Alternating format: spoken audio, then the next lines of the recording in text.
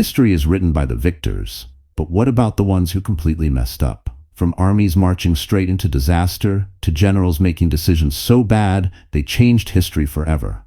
These are the 20 dumbest military blunders ever made. Which of these disasters was the worst? Stick around to find out.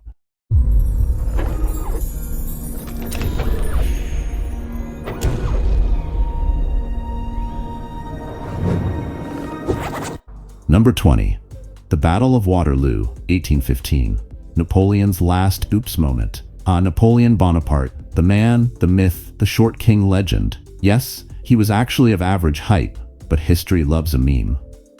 By 1815, he had already conquered half of Europe, been exiled, escaped exile, and returned like a main character who refuses to leave the show. But his final performance? The Battle of Waterloo, where everything went downhill faster than a cannonball on a greased slope. The setup: Napoleon's comeback tour. After getting kicked out to Elba in 1814, Napoleon broke out like a rebellious teenager, sneaking out past curfew and marched straight back to France. The French people, instead of saying, "Dude, weren't you fired?" welcomed him back with open arms. In just 100 days, he was back on the throne and ready for war. Meanwhile, the rest of Europe collectively went, "Not this guy again," and formed the Seventh Coalition. The dream team featuring Britain, Prussia, Austria, and Russia, all determined to shut Napoleon down for good this time. Napoleon, never one to wait around, decided, "Let's strike first." He marched into Belgium, hoping to defeat the coalition armies one by one before they could unite.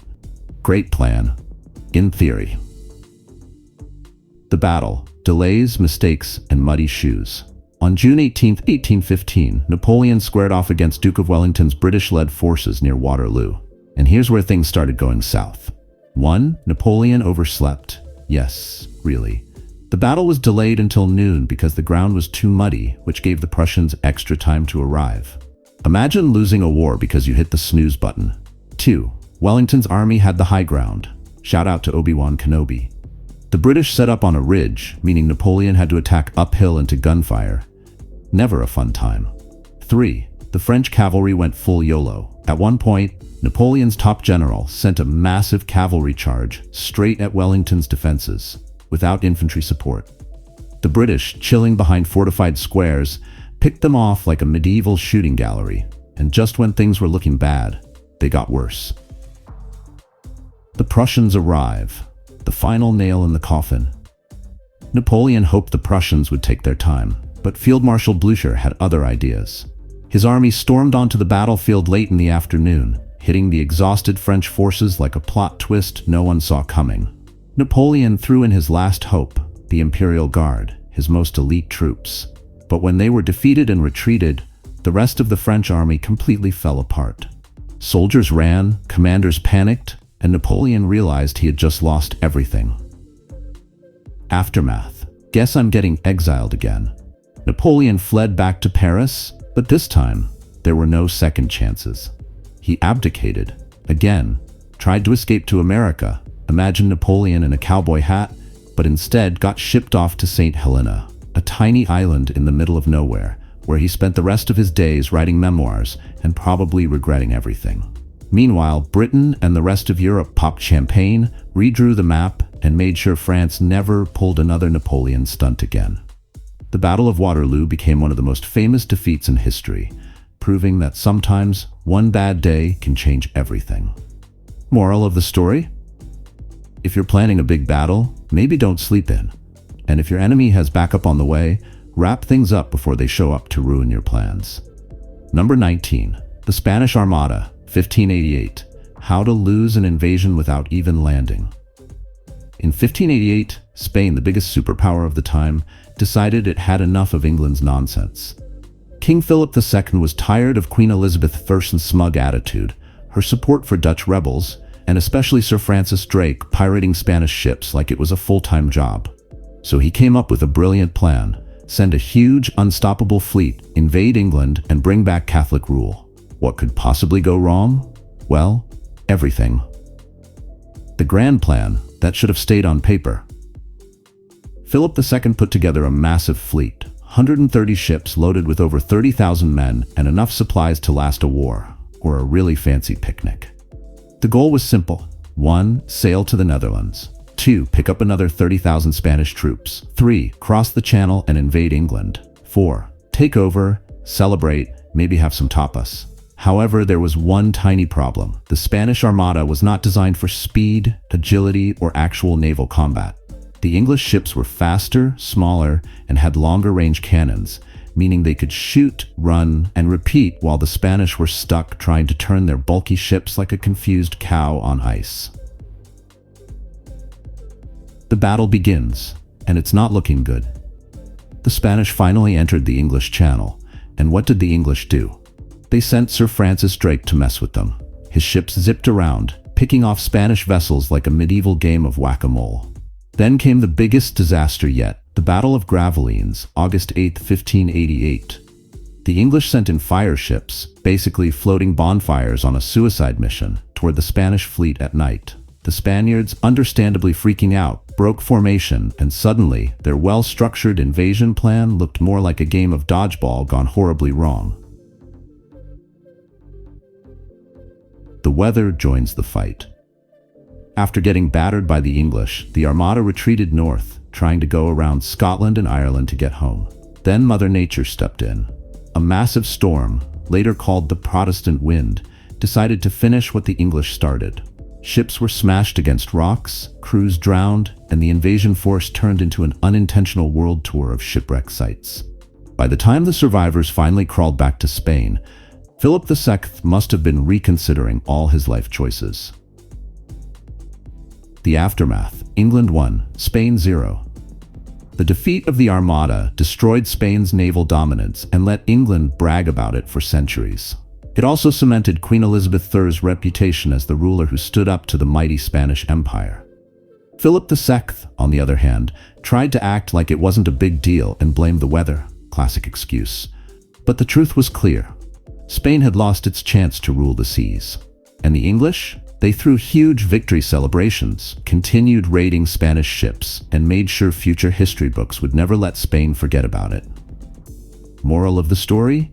If you're planning an invasion, maybe check the weather forecast first. And don't bring a fleet of slow-moving barges to a naval gunfight. Number 18. The Battle of Saratoga, 1777. The British forgot to read the map. In the 1770s, Britain looked at its North American colonies and thought, these guys wouldn't dare rebel against the most powerful empire in the world. Spoiler alert, they totally would. By 1777, the American Revolution was in full swing, and the British decided they needed a big, flashy victory to crush the rebels and end this whole independence nonsense. Enter General John Burgoyne, a man who had a solid plan, in theory. The only problem? It was about as well executed as a chess strategy from someone who just learned how the pieces move. The grand plan, or how to overcomplicate everything. Burgoyne's brilliant strategy went like this. 1. He'd march his army south from Canada through the thick enemy-filled forests of upstate New York, because that's always fun. 2. Meanwhile, General Howe was supposed to march north from New York City, and another force would come in from the west. 3. The three armies would meet in Albany, cut New England off from the rest of the colonies, and crush the rebellion once and for all. Sounds good, right? Except for one minor detail. Nobody actually followed the plan. Howe was busy partying in Philadelphia after capturing the city and completely ignored the whole march north thing. The Western force got stopped before it even got moving. And Burgoyne? Well, he just kept marching straight into a disaster. The battle. Marching into a trap. Burgoyne's army of 7,000 British troops, Hessian mercenaries, and loyalists was deep in enemy territory with no backup, no easy supply lines, and a growing list of problems. 1. The American militia kept cutting down trees and blocking roads ahead of them, slowing the British to a crawl. 2. Food was running low. The British were starving in the middle of nowhere and had to rely on raids just to eat. 3. They didn't realize how many Americans were waiting for them. Because while Burgoyne was playing the world's worst game of Oregon Trail, General Horatio Gates and Benedict Arnold, before he went full traitor mode, were rallying thousands of American troops near Saratoga. By the time Burgoyne's forces arrived in September 1777, the Americans outnumbered him nearly 2-1. He decided to fight anyway, and well, it didn't go great. The surrender. Okay, maybe this was a bad idea. The first battle on September 19th was a bloody mess. The British managed to hold their ground, but it cost them a lot of men they couldn't afford to lose. Then came the second battle on October 7th, where Benedict Arnold, still a good guy at this point, charged into the fight, leading American forces like an action hero who ignored the script. The British lines collapsed and Burgoyne realized he was completely surrounded. On October 17th, 1777, he surrendered his entire army, all 5,800 men, along with their weapons and supplies. It was the first time an entire British army had surrendered in the war. Ouch. The aftermath. America gets a new best friend.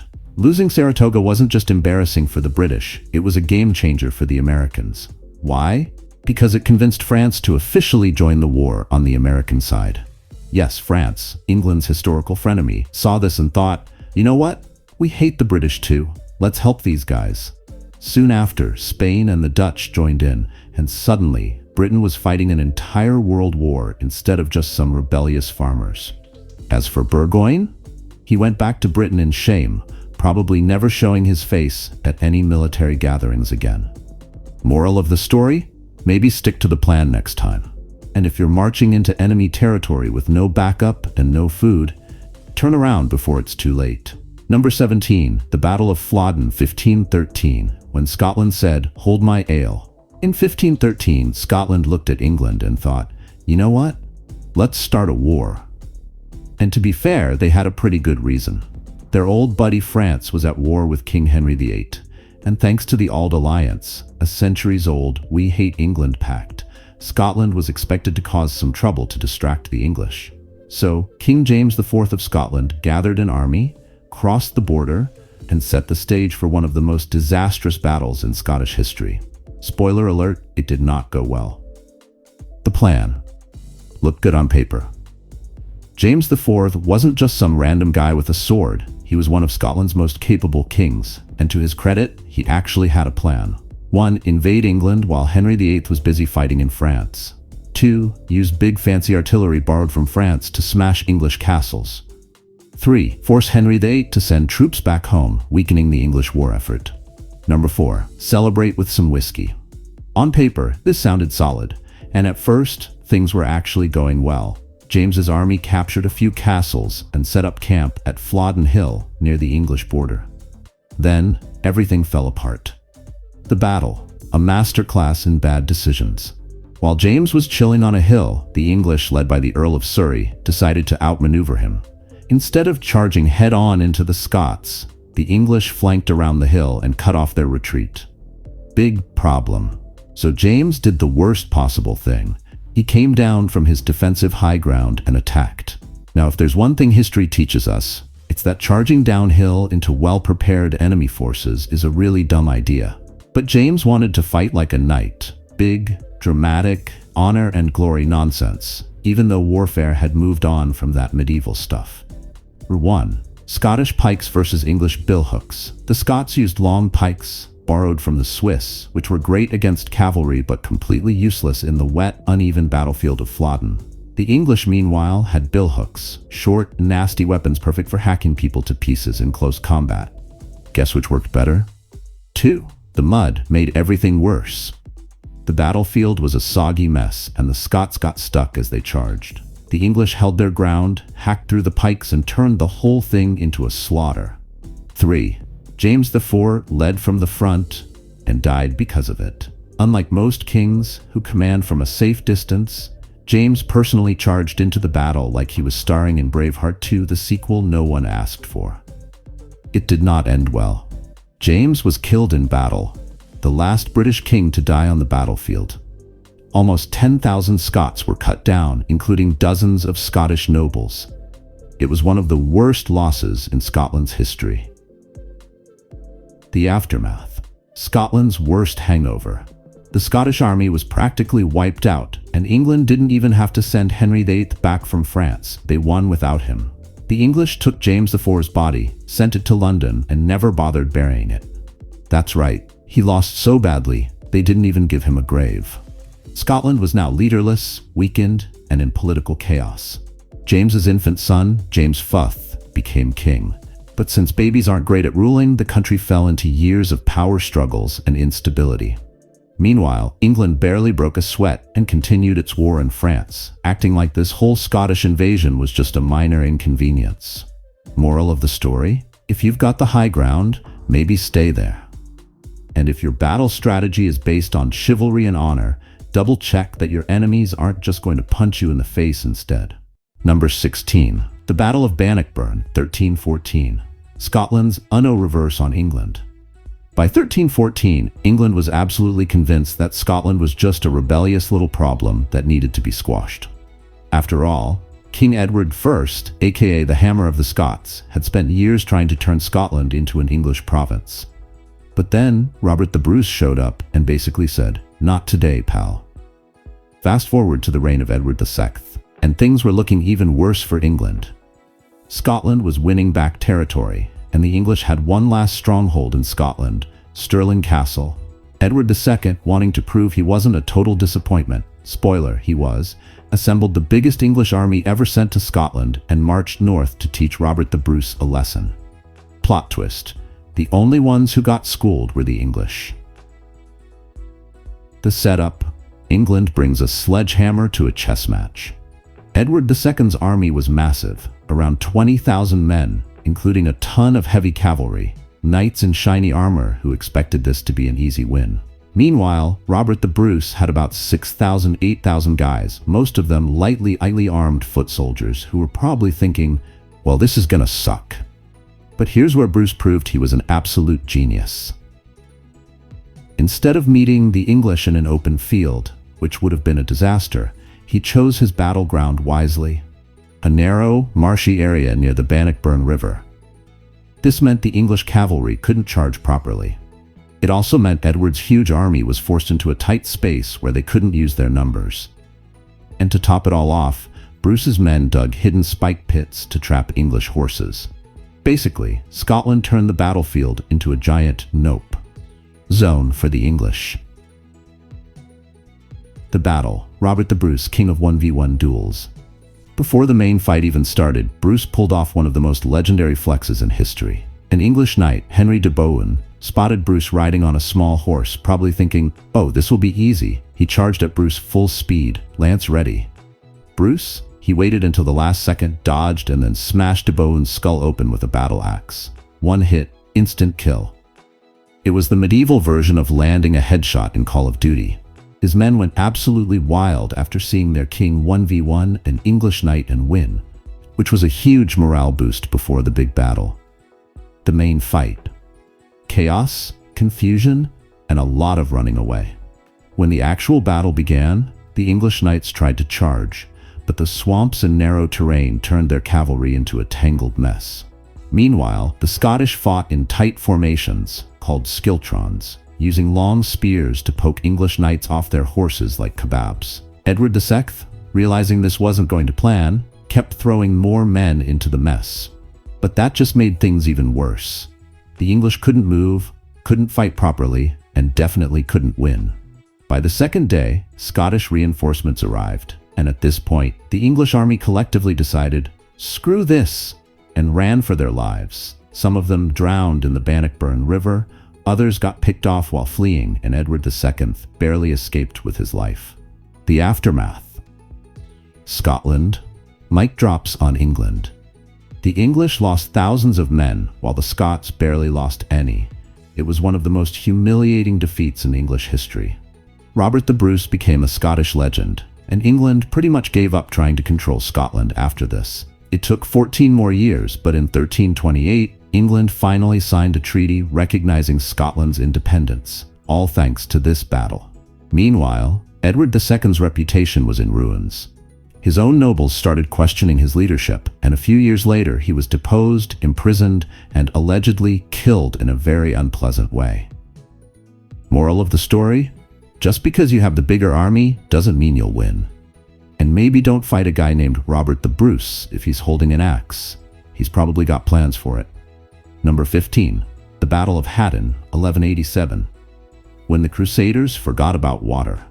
By 1187, the Crusader Kingdom of Jerusalem was living on borrowed time. For years, they had been poking at and irritating Saladin, the mighty Muslim leader who had united Egypt, Syria, and basically every major force in the region. Saladin, tired of the Crusaders' nonsense, decided it was time to wipe them off the map. And then, the Crusaders helped him do it, by marching themselves into the worst possible situation ever. The setup. A tactical disaster in the making. The Crusaders, led by King Guy of Jerusalem, were in big trouble. Saladin's army was growing stronger, and after years of peace treaties and skirmishes, the Crusaders knew a major battle was coming. But instead of fighting smart, they made one of the dumbest military decisions in history. They decided to march their entire army straight into a waterless wasteland. In the middle of summer, in the Middle East. Because what's a battle without a little self-inflicted suffering? The March of Madness, aka, Dude, Where's My Water? When Saladin besieged the city of Tiberias, the Crusaders had two options. 1. Stay in their fortified city and wait him out. 2. March across a dry, burning hot desert with no reliable water sources to try and save Tiberias. Guess which one they picked? Yep, option 2, the one that sounded like a death wish. The Crusaders left the safety of their fortifications and started marching toward Tiberias in the middle of the hottest time of the year. Saladin, being an actual military genius, burned all the grasslands around them, making the heat even worse and ensuring there was no food for their horses. He blocked access to every possible water source, making sure the Crusaders were dying of thirst before the battle even started. By the time they reached the hills of Haddon, the Crusader army was half dead from heat stroke, exhaustion, and dehydration. And then Saladin decided, okay, now we fight. The battle. A one-sided beatdown. By the time the real battle began, the Crusaders were so weak they could barely hold their weapons. Saladin's forces surrounded them completely, raining arrows down while the Crusaders stood there, sunburnt and dying, wondering how their lives had gone so wrong. The military orders, Knights Templar and Hospitaller, tried to fight back, but it was a lost cause. When the Crusaders attempted to charge through Saladin's lines, they were cut down almost immediately. King Guy's forces collapsed faster than a sandcastle in a tsunami. The knights fought bravely, but bravery doesn't help much when you're dying of thirst and outnumbered. By the end of the battle, the Crusaders were either dead, captured, or running for their lives. The aftermath, a catastrophe for the Crusaders. The results of Haddon were catastrophic. Thousands of Crusaders were killed or captured, including most of their knights. King Guy was captured alive, along with Reynold of Chatillon, who Saladin personally beheaded because he really hated the guy. Jerusalem had no army left to defend it. 3 months later, Saladin walked into Jerusalem and took it back. Just like that, the Crusaders lost their most important city, and the entire Crusader kingdom was on the verge of collapse. Meanwhile, the Third Crusade was already being planned because Europe freaked out over losing Jerusalem. But that's a story for another time. Moral of the story? If you're leading an army in the desert, maybe bring enough water. And if your enemy wants you to march straight into a trap, consider staying home instead. Number 14. The Battle of Tsushima, 1905. Russia's worst road trip ever. By 1904, Russia and Japan were not exactly on friendly terms. Both wanted control over Korea and Manchuria, and instead of playing nice, they decided to have a war about it, because that's how things were settled back then. At first, the Russo-Japanese War was going pretty badly for Russia, and by 1905, the Russian government needed a win. So they came up with a brilliant, terrible idea. Let's send our entire Baltic fleet all the way to Japan and turn this war around. Sounds great, right? Except for the fact that Japan was on the other side of the planet. The setup. The world's worst road trip. To get to Japan, the Russian Baltic fleet, which, fun fact, was stationed in the Baltic Sea, which is nowhere near Japan, had to sail 18,000 miles. That's like trying to drive across the US 5 times in a car that barely works. They couldn't go through the Suez Canal because the British wouldn't let them, so they had to go all the way around Africa. They didn't have enough fuel for such a long trip, so they had to stop and buy coal along the way from neutral countries that really didn't want to be involved. They barely trained for modern naval combat, which is kind of an important thing to do before sailing into battle. Their ships were old, slow, and in terrible shape. Some even broke down mid-journey and had to be left behind. To make things even worse, the Russian sailors were paranoid about being attacked by the Japanese Navy, which, mind you, was literally on the other side of the world at the time. At one point, they mistook British fishing boats for Japanese warships and opened fire on them, causing an international incident with Britain. Nice job, guys. The battle, Russia finally arrives and immediately regrets it. After 7 months at sea, the exhausted, starving, and demoralized Russian fleet finally reached the Tsushima Strait between Korea and Japan. And guess what? The Japanese fleet was waiting for them. Led by Admiral Togo Heihachiro, the Japanese Navy was faster, better trained, and way more prepared. The Russians, meanwhile, were basically floating targets at this point. The Japanese used wireless radio communication, which the Russians did not have. Their ships were faster and had more accurate long-range guns. The Russians were tired, disorganized, and completely unready for a fight. As soon as the battle started, it was an absolute massacre. Within 5 minutes, the flagship Suvorov was hit and set on fire. The Russian fleet was torn apart, with ships sinking left and right. Russian sailors jumped overboard to escape, but the water was full of sharks, because of course it was. By the time the smoke cleared, the numbers were insane. Russia lost 21 of its 38 ships, including almost every major battleship. Over 5,000 Russian sailors were killed, and over 6,000 were captured. Japan? They lost 3 small torpedo boats and only 117 men. That's one of the most lopsided naval battles in history. The aftermath. Russia embarrasses itself on a global scale. The Battle of Tsushima didn't just end a naval war, it ended an era. Russia was humiliated. The entire world watched as an underdog, Japan crushed a European superpower. Japan became a major military power, proving that they could take on the West and win. The defeat helped spark the Russian Revolution of 1905 because the Russian people were so fed up with their incompetent government that they started rioting in the streets. Oh, and Russia immediately sued for peace. Because after losing your entire fleet in one day, there's really not much left to fight with. Meanwhile, Admiral Togo became a national hero in Japan and was basically worshipped for the rest of his life. Moral of the story? Maybe don't send your fleet on a 7-month trip if they're not actually ready to fight when they get there.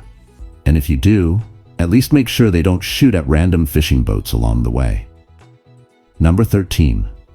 The Battle of Kunersdorf, 1759, when Prussia rolled a natural 1. By 1759, the 7 Years' War was in full swing, and Frederick the Great of Prussia was riding high. He had defeated larger armies before, had a reputation as one of the best military minds in Europe, and generally walked around like a guy who knew he was winning at life.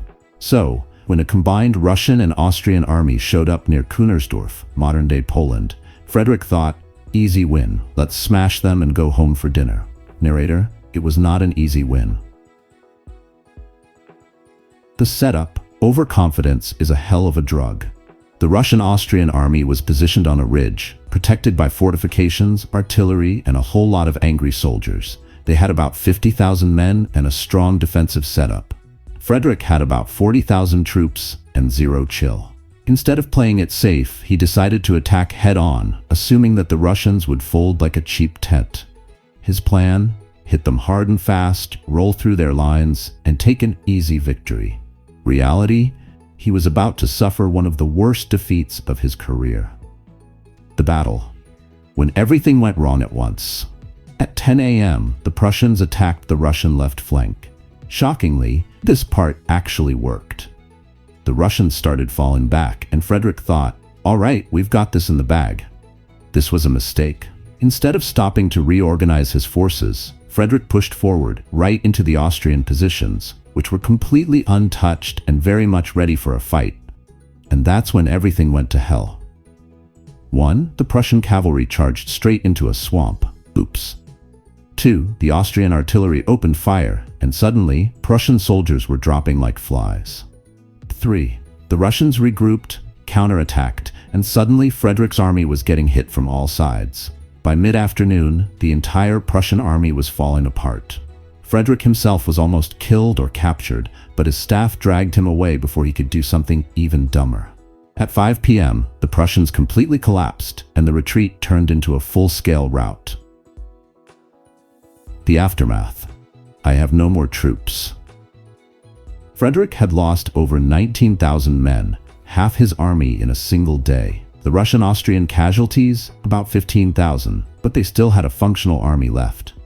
Frederick was so depressed after the battle that he wrote, "I believe everything is lost. I will not survive the downfall of my country." Which is a fancy way of saying, "Welp, I'm screwed." He even considered abdicating the throne and letting someone else deal with his mess. But guess what? The Russians didn't follow up on their victory. Instead of marching straight into Berlin, they sat around celebrating while Frederick scrambled to rebuild his army. A few months later, he was back in action, like nothing happened. So while Kunersdorf was an absolute disaster, Frederick somehow managed to survive it, proving that sometimes even legendary generals have really bad days. Moral of the story? If you're on a winning streak, maybe don't assume your enemy is just going to roll over and die. And for the love of war gods, don't march your cavalry into a swamp. Number 12. The Battle of Fredericksburg, 1862, when the Union Army played capture the hill and lost every time. By 1862, the American Civil War was in full swing, and the Union was determined to break through the Confederate lines and march straight to Richmond, Virginia, the Confederate capital. Leading this brilliant charge, Union General Ambrose Burnside, a man whose most notable contribution to history was his facial hair. Yes, sideburns are literally named after him. Unfortunately for Burnside, his military skills weren't as legendary as his beard. The setup, a tactical train wreck. Burnside had a great plan in theory. 1. March his army of 120,000 men toward Fredericksburg, Virginia. 2. Cross the Rappahannock River quickly before the Confederates could stop him. 3. Rush toward Richmond and end the war by Christmas. The problem? The Union Army arrived at Fredericksburg before their pontoon bridges did, meaning they couldn't cross the river. Burnside's army stood there for weeks, waiting for the bridges to arrive. The Confederates, led by General Robert E. Lee, took this golden opportunity to fortify the hell out of Fredericksburg. By the time the Union was finally ready to attack, the Confederates were chilling behind walls, trenches, and cannons, probably sipping sweet tea and waiting for the slaughter to begin. But Burnside, he attacked anyway. The battle, playing Capture the Hill on hard mode. On December 13, 1862, Burnside sent wave after wave of Union soldiers charging at Mary's Heights, a hill covered in Confederate defenses and loaded with artillery. Now, if one wave of soldiers gets completely shredded by enemy fire, most generals would think, maybe we should try something different? Not Burnside. He just kept sending more men. And more. And then some more. A total of 14 charges. Every single one ended in disaster. The Union soldiers had to run across an open field, uphill, toward a fortified wall, while Confederate soldiers basically had a turkey shoot. It was like trying to charge a machine gun nest with a baseball bat. By the time Burnside finally realized it wasn't working, over 12,600 Union soldiers were dead or wounded. Meanwhile, the Confederates lost only about 5,000 men. Absolute massacre. The aftermath. Maybe we should fire this guy. After this spectacular failure, Burnside tried to resign on the spot, but President Abraham Lincoln, probably face-palming the entire time, let him stay in charge a little longer. That was until Burnside tried to march his army through a swamp in winter, aka the Mud March, a story for another time, and then Lincoln finally fired him. Meanwhile, the Confederates celebrated their easy victory, and Lee's reputation as an unbeatable military genius grew even stronger. As for Burnside, he never commanded a major army again, but hey, at least his sideburns became famous. Moral of the story? If your army keeps getting shot to pieces in the same exact spot, maybe stop sending more men there. And never trust a guy with famous facial hair to lead your army. Number 11. The Battle of Kasserine Pass, 1943. The U.S. Army's welcome to World War II beatdown. By 1943, the United States had been in World War II for just over a year. Up until now, most of their fighting had been in the Pacific, punching Japan in the face. But in North Africa, the U.S. Army was about to get its first real taste of ground combat against the Germans. And let's just say, it did not go well. The setup. America thinks it's ready. The Allies had recently landed in North Africa as part of Operation Torch, and were now pushing east to take on the Germans and Italians. Leading the American forces, General Lloyd Fredendall, a guy who had zero combat experience but a lot of confidence, which is never a great combo. The Germans, meanwhile, had Erwin Rommel, aka the Desert Fox, a general who had spent the last few years running circles around the British and was widely considered one of the best battlefield commanders in history. Guess which side was about to have a very bad day? The battle. The Germans hand out a reality check. Fredendall didn't really understand desert warfare, so instead of setting up a solid defensive line, he spread his forces out over a huge area, making sure they were as far apart as possible. Rommel saw this and went, "Oh, this will be fun." On February 19, 1943, the Germans attacked Kasserine Pass, a vital gap in the mountains. The U.S. troops were completely unprepared. Many had never fought in a real battle before, and their commanders had no idea what they were doing. Rommel steamrolled through the American positions, using tanks, artillery, and elite troops like a knife through butter. The Americans panicked.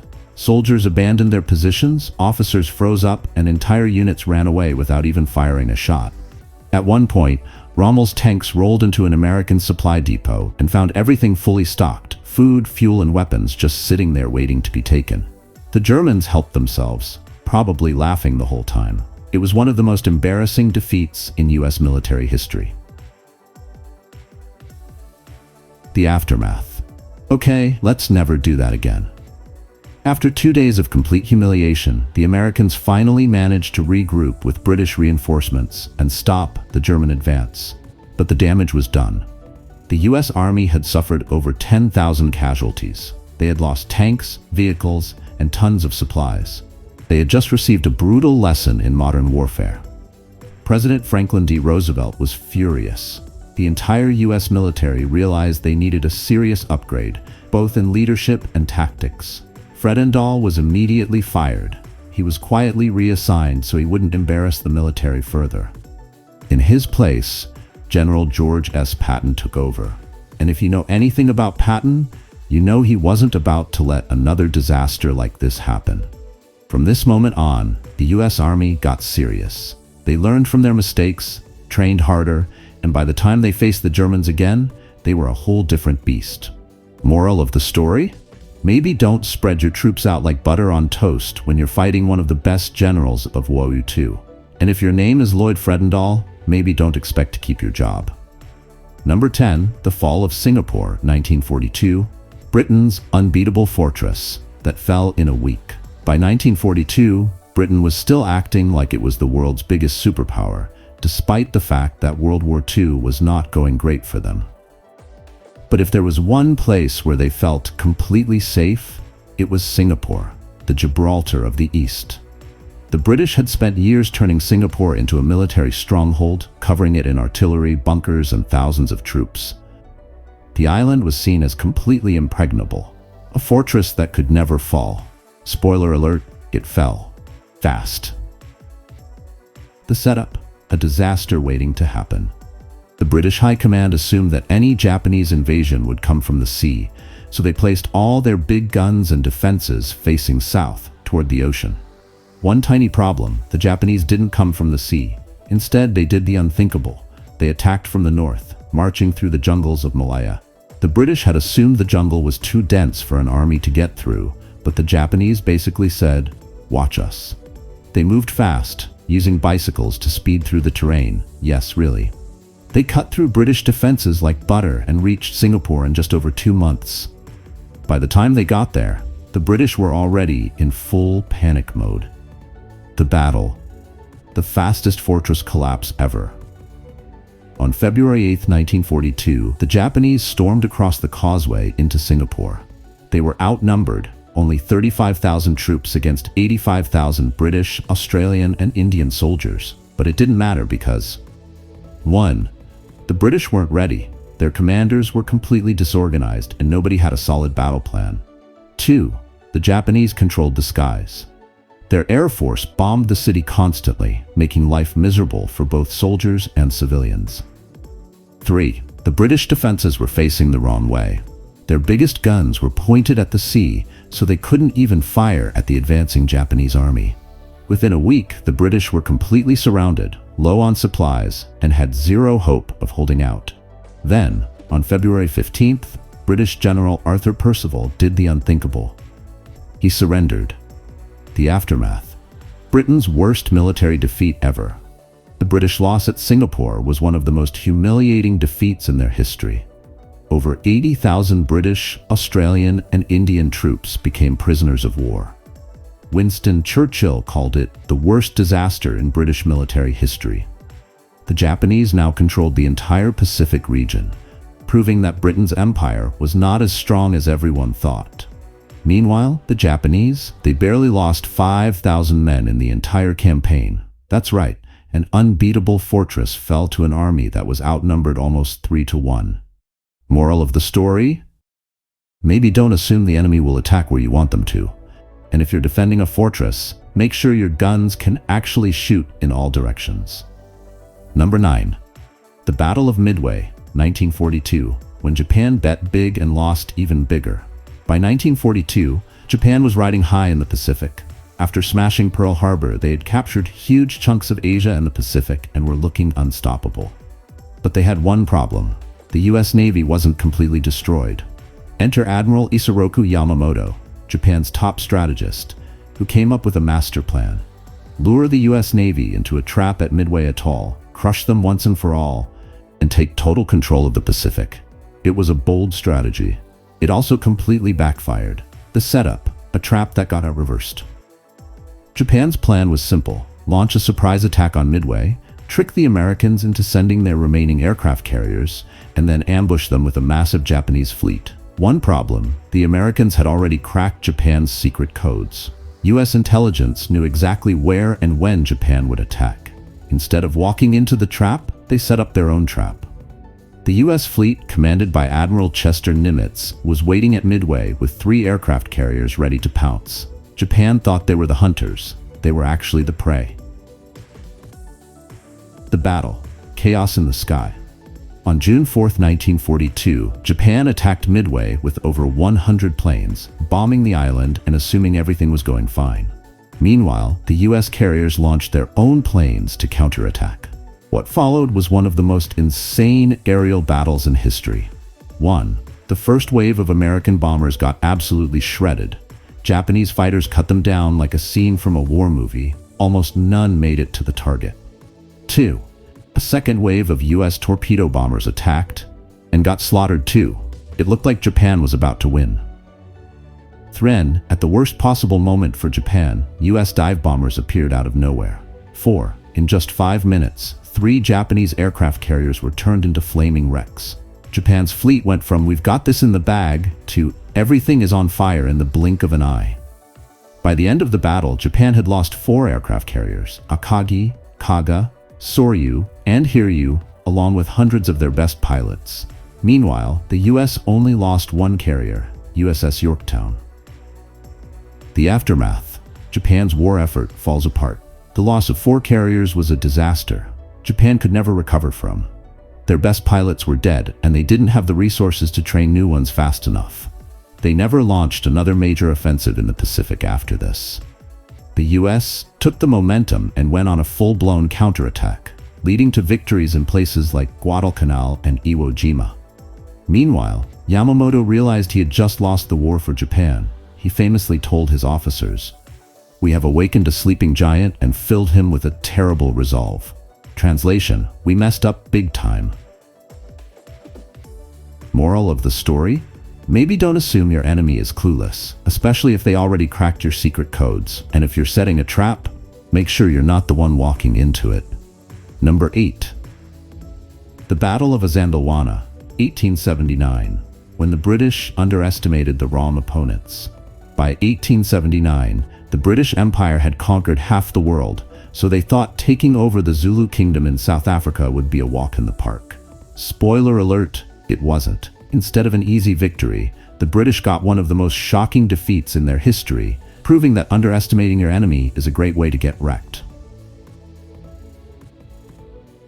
The setup: arrogance versus strategy. The British, led by Lord Chelmsford, had decided to invade Zulu territory to force them under British rule. They split their army into multiple columns to cover more ground. Terrible idea when facing a highly mobile enemy. One of these columns, led by Colonel Henry Pauline and Colonel Anthony Durnford, set up camp at Izandalwana, a weirdly shaped hill that they assumed would be easy to defend. The Zulu army, 20,000 strong, was waiting in the hills nearby, ready to pounce on the overconfident British. And here's where things went from bad to worse for the British. 1. They didn't build proper defenses. No trenches, no wagon barricades, just tents and overconfidence. 2. They underestimated the Zulu warriors. The British thought a modern army with rifles and artillery would crush a force armed mostly with spears and shields. 3.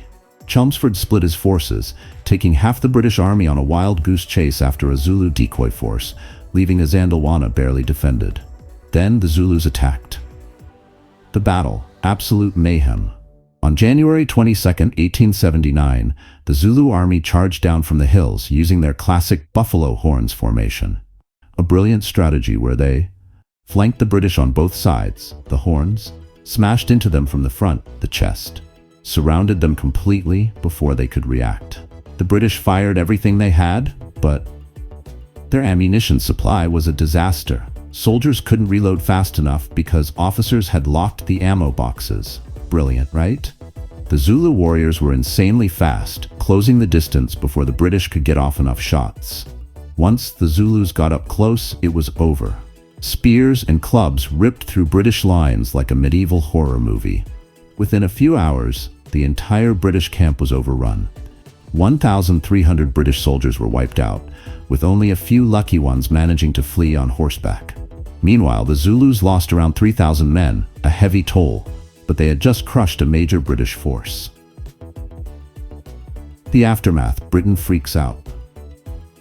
The defeat at Izandalwana was so humiliating that the British government tried to downplay it at first. But there was no hiding the truth. A bunch of primitive warriors had just crushed a modern British army. It was one of the worst defeats in British colonial history. The British response? Full revenge mode. A few months later, the British sent in massive reinforcements, and by July 1879, they had defeated the Zulus at the Battle of Ulundi. But for that one glorious day at Izandalwana, the Zulu kingdom stood toe-to-toe with the British Empire and won. Moral of the story? Maybe don't assume your enemy is weak just because they don't have guns. And if you're setting up camp in enemy territory, build some damn defenses. Number 7. The Battle of Dien Bien Phu, 1954, when France dug its own grave. By 1954, France was desperately trying to hold on to Vietnam, even though it was clear that nobody in Vietnam wanted them there, except maybe some colonial officials enjoying the good life. The Viet Minh, led by Ho Chi Minh and General Von Wing Giap, were winning the First Indochina War, and France needed a big victory to turn things around. So they came up with a genius plan that was actually the worst idea ever. Let's set up a fortress in a valley and wait for the enemy to attack. Narrator: the enemy did attack, and it went horribly. The setup: the dumbest place to fight a war. France decided to turn Dien Bien Phu, a remote valley in northwest Vietnam, into a heavily fortified base. The plan was simple. 1. Bait the Viet Minh into attacking so they could be crushed by superior firepower. 2. Use paratroopers and air support to keep the base supplied. 3. Force the Viet Minh into a decisive battle and end the war in France's favor. Sounds solid, right? Wrong. Here's where it all fell apart. Dien Bien Phu was surrounded by mountains. This meant the Viet Minh could literally sit above the French and fire down at them like a shooting gallery. France completely underestimated the Viet Minh. They thought their enemy was just a bunch of guerrilla fighters, but Giap had turned them into a serious army. The entire plan relied on air support. which didn't work when the Viet Minh shot down half the planes. So instead of being a stronghold, Dien Bien Phu became a giant death trap. The battle, a French nightmare. On March 13, 1954, the Viet Minh launched their attack, and it was brutal from the start. 1. They dragged artillery up the mountains by hand. No roads, no problem. Just take apart the guns, haul them up piece by piece, and reassemble them. Insane, but it worked. 2. They bombarded the French non-stop. The French couldn't even move without getting shelled. 3. They cut off all supply routes. Paratroopers tried to drop in supplies, but most of it landed in Viet Minh territory instead. Oops. For 2 months, the French forces were pounded into oblivion. The Viet Minh slowly squeezed the base, trench by trench, until there was nowhere left to run. By May 7, 1954, the French had lost over 11,000 men and had no choice but to surrender. The entire garrison was wiped out or captured. The aftermath. France loses its empire. Dien Bien Phu was more than just a defeat, it was a total disaster. It marked the end of French rule in Vietnam. After this, France immediately pulled out, leading to the Geneva Accords and Vietnam being split into North and South. It inspired anti-colonial movements across the world.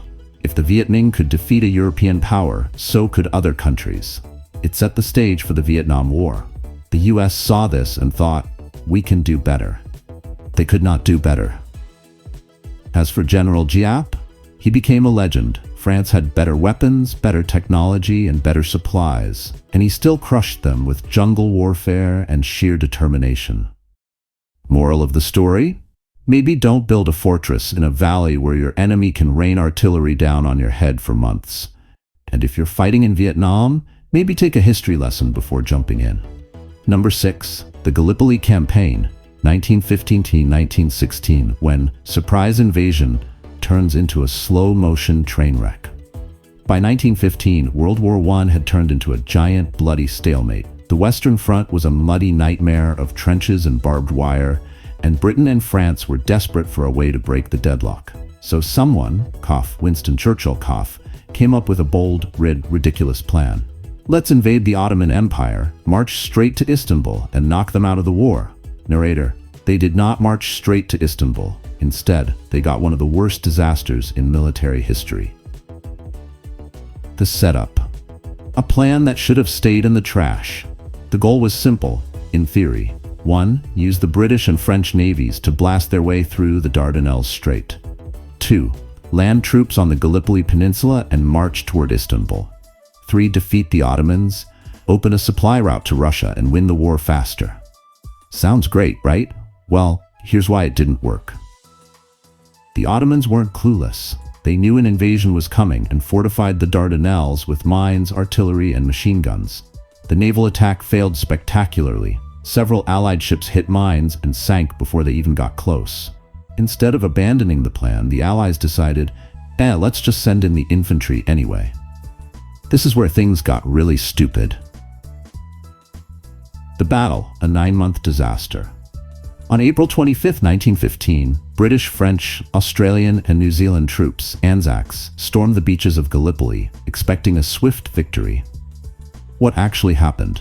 The Ottomans, led by Mustafa Kemal, later known as Ataturk, the founder of modern Turkey, were waiting for them.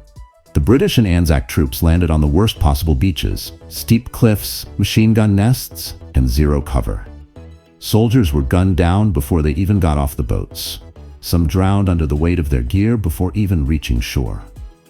Those who made it onto the beach couldn't advance. They were pinned down for months in trenches that made the Western Front look like a luxury resort.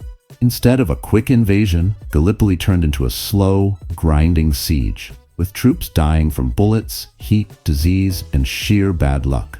By the time the Allies finally gave up and evacuated in early 1916, over 250,000 Allied troops were dead or wounded, and they hadn't even come close to reaching Istanbul.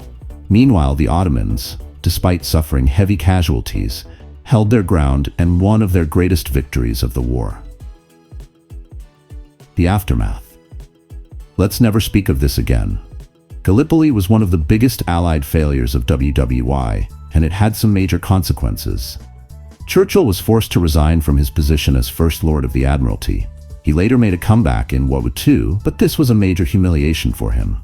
Australia and New Zealand lost thousands of men, and Gallipoli became a defining moment in their national identities. Anzac Day, April 25, is still commemorated every year. The Ottoman Empire gained a huge morale boost, and Mustafa Kemal became a national hero, eventually leading Turkey's independence movement. And after 9 months of bloodshed, nothing changed. The Western Front was still a stalemate, the Ottomans were still in the war, and the Allies had wasted thousands of lives for absolutely nothing. Moral of the story? Maybe don't launch an invasion on a place where the enemy is literally waiting for you on top of a cliff. And if your plan fails spectacularly before it even starts, maybe take the hint and quit while you're ahead. Number 5. The Battle of Little Bighorn, 1876, when Custer thought he was the main character. By 1876, the US government was trying really hard to force Native American tribes onto reservations. But the Lakota Sioux, Northern Cheyenne, and Arapaho weren't having it. Led by Sitting Bull and Crazy Horse, they had enough of broken treaties and were ready to fight.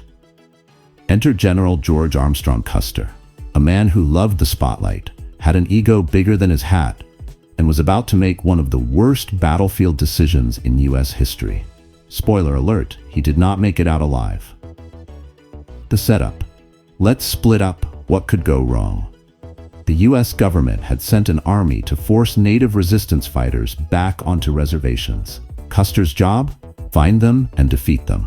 So when he got word that a huge Native American village was camped along the Little Bighorn River, he thought, no need to wait for reinforcements. I'll just charge in and take all the credit. What he didn't know, because he didn't bother scouting properly, was there were way more Native warriors than he expected. Like 2,000 plus fighters, while Custer had around 600 men. They were ready for a fight. Sitting Bull had rallied the warriors with a vision that predicted a great victory against the US Army. His plan to surprise them? It actually surprised him. Instead of waiting for backup, Custer divided his already small force into 3 groups, weakening them even more. This was a very dumb idea. The battle, Custer's last, terrible stand. When Custer and his men charged toward the village, they immediately realized they had messed up. Thousands of Lakota, Cheyenne, and Arapaho warriors surrounded them from all sides. Custer's men were pinned down on a hill, running out of ammo and hope. Some soldiers tried to run, but the warriors hunted them down. The fight lasted barely an hour, and by the end, Custer and all 210 of his men were dead. Not a single US soldier in his command survived. The Native warriors completely obliterated his force, marking one of their biggest victories against the US Army. Meanwhile, the rest of the US troops, led by Major Reno and Captain Benteen, were pinned down nearby, too terrified to help. The aftermath. US shock and Native American retaliation. For the Native American forces, this was a huge win. They had defeated one of the most famous US commanders and destroyed his force. But in the long run, it backfired. The US was humiliated. Newspapers spun the defeat into a heroic last stand, and the government sent even more troops west to crush Native resistance. Sitting Bull and Crazy Horse won the battle, but lost the war. Within a year, the US Army had wiped out Native resistance, forcing tribes onto reservations. Custer became a legend. Even though he made every possible mistake, he was portrayed as a tragic hero, and Custer's last stand became a symbol of bravery and not military stupidity, which it actually was. Moral of the story? Maybe don't charge into battle against an enemy that outnumbers you 10 to 1, and if you do, maybe don't split your forces first. Number 4. The Battle of Agincourt, 1415, when the French knights charged straight into a muddy disaster. By 1415, England and France had been at each other's throats for decades in what we now call the 100 Years' War, because a really long, awkward war wasn't catchy enough. King Henry V of England decided it was his turn to aid France and claim the throne. The French, of course, disagreed. So when Henry's tired, sick, and outnumbered army was caught near the village of Agincourt, it should have been an easy French victory. Narrator, it was not an easy French victory. Instead, France managed to lose one of the most one-sided battles in history, all thanks to terrible tactics, bad weather, and overconfident knights. The setup: English archers versus French Ego. Henry VI's army was in bad shape. They had been marching through France for weeks, low on supplies and dealing with disease. They were outnumbered. Some estimates say there were 12,000 English against 30,000 French. They were trapped between a forest and a much larger French army. Meanwhile, the French knights were feeling extremely confident. They were heavily armored, better fed, and assumed they could just trample the English under their horses. One tiny problem: the battlefield was a giant mud pit. It had rained heavily the night before, turning the field into thick, sticky mud. And the French knights, covered in heavy armor, were about to find out the hard way that mud and metal don't mix well. The battle: death by mudslide. The French plan was simple: send their elite knights charging at the English, crush them with brute force, and celebrate over some wine. Here's why it went horribly wrong. 1. The battlefield was narrow. The French knights were packed together so tightly they could barely move. 2. The mud was like quicksand. As soon as the heavily armored knights charged, they sank. Or 3. The English longbowmen turned the battlefield into a medieval shooting gallery. Henry VI's army was mostly made up of longbowmen who had zero interest in fighting knights up close. So instead, they stood back and rained arrows down like a medieval airstrike. The French knights slipped in the mud, tripped over each other, got crushed under their own horses, got hit with arrows before they even got close to the English lines. By the time the survivors finally made it to the English front, they were exhausted, stuck in the mud, and barely able to fight. The English quickly finished them off. Then the second wave of French knights did the exact same thing, and then the third wave. Same results.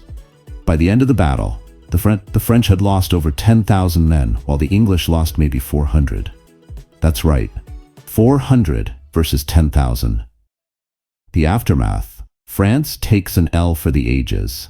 The English absolutely humiliated the French despite being outnumbered. Henry V became a legend and later forced France into the Treaty of Troyes, making him heir to the French throne. The French finally learned that maybe charging straight at longbowmen wasn't a great idea. It took decades for France to recover from this defeat, and Agincourt remains one of the most embarrassing military disasters in French history. Moral of the story? Maybe don't charge an army of archers while wearing 60 pounds of armor in knee-deep mud. And if you see a battlefield that looks like a swamp, find a better plan. Number 3. The Battle of Flodden, 1513, when Scotland said charge and England said no. By 1513, England and Scotland were at it again because, well, that's just what they did. King Henry VIII of England was busy invading France, so King James IV of Scotland decided to be a good ally to France because of the Auld Alliance and invade England while Henry was distracted. On paper, this seemed like a solid plan. In reality, it ended in one of the worst military disasters in Scottish history. The setup: a battle nobody needed. James IV assembled a massive Scottish army, around 30,000 men, one of the largest ever put together. His strategy? 1. Cross into England. 2. Capture key castles. 3. Force Henry VIII to pull troops out of France to defend England. The problem? Henry VIII didn't even bother coming back. Instead, he sent Thomas Howard, Earl of Surrey, to deal with James. And Surrey was very good at dealing with things. At first, James actually had the advantage. He captured a few English castles. He set up a defensive position on a hill near the village of Branxton, Flodden Field. He had cannons, a strong army, and the high ground. Everything was looking good. Then James decided to ruin it. The battle. The worst tactical decision ever. On September 9, 1513, the English army of 26,000 men arrived. They were slightly outnumbered, but they had better training, better weapons, and weren't standing in a terrible position. James IV made a fatal mistake. He abandoned his high ground and charged downhill into an English trap. Why was this so stupid? 1. The hill was muddy, and the Scots' heavy armor slowed them down. 2. The English had long pikes and billhooks, perfect for hacking apart a slow-moving charge. 3. James led the charge personally, which sounds cool, until you remember that kings are supposed to stay alive to rule their country. The Scottish charge collapsed into chaos. the English sliced through the Scottish ranks like they were chopping firewood. Thousands of Scots were trapped in the mud, unable to retreat. James IV himself was cut down in battle, making him the last British monarch to die on the battlefield. By the time the battle ended, over 10,000 Scots were dead, including dozens of noblemen, most of the government, and basically the entire Scottish military leadership. Meanwhile, the English lost only around thousands of 100 men. Absolute slaughter. The aftermath. Scotland in ruins. With James IV dead, Scotland was suddenly leaderless, and his infant son became James V, because nothing says stable kingdom like a baby on the throne. The entire Scottish nobility was wiped out, meaning the country was basically run by a bunch of widows and children. England secured its northern border for decades, while Scotland was too shattered to do anything about it. Moral of the story? Maybe don't charge downhill into an army that's waiting for you. And if you're the king, maybe don't personally lead that charge unless you have a death wish. Number 2. The Battle of Moscow, 1941. When Hitler forgot about winter. By 1941, Adolf Hitler was feeling pretty unstoppable. The Nazis had steamrolled through France, the Low Countries, and half of Europe, and now Operation Barbarossa, the grand invasion of the Soviet Union, was in full swing. The Germans thought Moscow would fall easily. After all, they had crushed the Red Army in the summer, and by autumn, they were just 20 miles from the Soviet capital. Then winter arrived. Spoiler alert, winter did not like the Germans. The setup. The Nazis assumed Russia is a summer vacation. Hitler wanted Moscow badly. He believed that if the Soviet capital fell, the entire USSR would collapse. So he threw 3 million German troops, thousands of tanks and aircraft into Russia. At first it worked brilliantly. The Red Army was getting wrecked, retreating across hundreds of miles. Millions of Soviet soldiers were captured. By October 1941, the Germans were closing in on Moscow. But Hitler made some huge mistakes. 1. He underestimated how massive the Soviet Union was. Blitzkrieg works great in small countries, Poland, France. Russia? Not so much. 2. He didn't expect the Soviets to keep fighting. Instead of surrendering, the Russians just kept throwing more troops into battle. 3. He ignored winter. The Nazis thought they'd win before the snow came, so they didn't pack proper winter gear. Then the temperature dropped to -40 degrees. The battle. Cold, mud, and total disaster. As soon as December hit, everything went straight to hell for the Germans. Their tanks and trucks froze. Engines wouldn't start, and oil turned into sludge. Soldiers were literally freezing to death.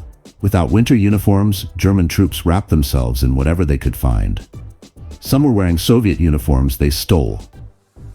The Soviets launched a surprise counterattack. On December 5, 1941, with newly trained Siberian troops, who were used to fighting in snow, the Red Army smashed into the frozen, exhausted Germans. The Germans panicked and ran. Hitler forbade any retreat, but it didn't matter. His soldiers were either freezing, starving, or getting shot.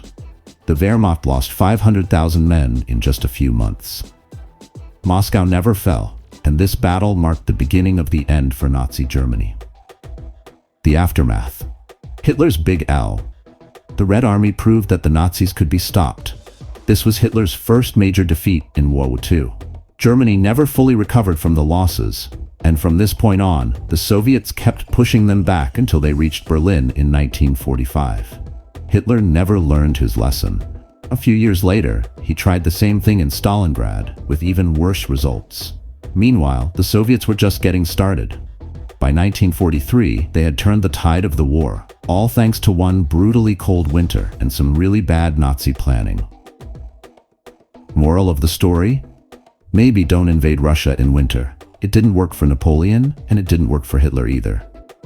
Number 1. Napoleon's invasion of Russia, 1812, when ego met winter and lost. By 1812, Napoleon Bonaparte was unstoppable. The guy had conquered most of Europe, crushed every army thrown at him, and was basically speedrunning world domination. Then, he made the classic mistake that every overconfident European conqueror makes. He decided to invade Russia. Spoiler alert, it went horribly. The setup, Napoleon thinks he's got this.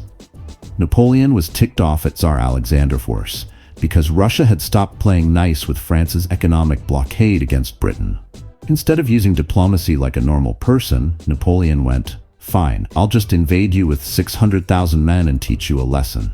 It seemed like a great idea. He had the largest army in Europe, soldiers from France, Poland, Italy, Germany, and more. He figured Russia would surrender quickly, like everyone else had. He expected one big decisive battle, then a victory parade in Moscow. Reality, the Russians didn't play by his rules. The battle, Russia's genius.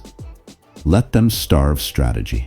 Instead of fighting one big battle, the Russians kept retreating deeper into their country, using a strategy called scorched earth, burning their own villages and food supplies so the French had nothing to eat. Napoleon kept chasing them, but the deeper he went into Russia, his troops started starving. Supplies ran out, his horses started dying. Russian Cossacks kept attacking from the sides like guerrilla warriors. Then came the big showdown, the Battle of Borodino, September 1812. It was one of the bloodiest battles in history, with over 70,000 casualties in a single day. Napoleon technically won, but the Russian army retreated again, refusing to be defeated. A few weeks later, Napoleon entered Moscow, but the city was empty. Why? Because the Russians burned it to the ground before he got there. So Napoleon was stuck in a ruined, freezing city with no food, no shelter, and an army that was falling apart. Then winter arrived. The retreat. The worst disaster in military history. By October, Napoleon realized he had made a huge mistake and ordered a retreat. It was a nightmare. Temperatures dropped to -30 degrees Celsius. Soldiers froze to death where they stood. Horses collapsed in the snow, forcing men to abandon cannons and wagons. Starving troops ate their own dead comrades just to survive. Russian troops and Cossacks picked off the survivors. By the time Napoleon's army limped out of Russia in December, only 10,000 soldiers remained. That's 590,000 men dead, captured, or missing. Napoleon went from ruling Europe to running home in disgrace. The aftermath. Napoleon's empire falls apart. The French army was shattered, and Napoleon was never the same again. The rest of Europe saw their chance and formed a coalition to take him down. Just 2 years later, Napoleon was defeated and exiled to Elba. By 1815, he made a comeback, the 100 Days, but after losing at Waterloo, he was permanently exiled to St. Helena. And all of this started because he thought he could conquer Russia in one summer. Moral of the story? Maybe don't invade Russia, ever. It doesn't work. Just ask Napoleon, Hitler, or anyone else who's tried. And that's it. 20 of the dumbest military blunders in history. Which one shocked you the most? Let us know in the comments. If you enjoyed this video, hit that like button. It really helps the channel. Don't forget to subscribe for more epic history breakdowns. And turn on notifications so you never miss a battle. Thanks for watching. See you in the next one.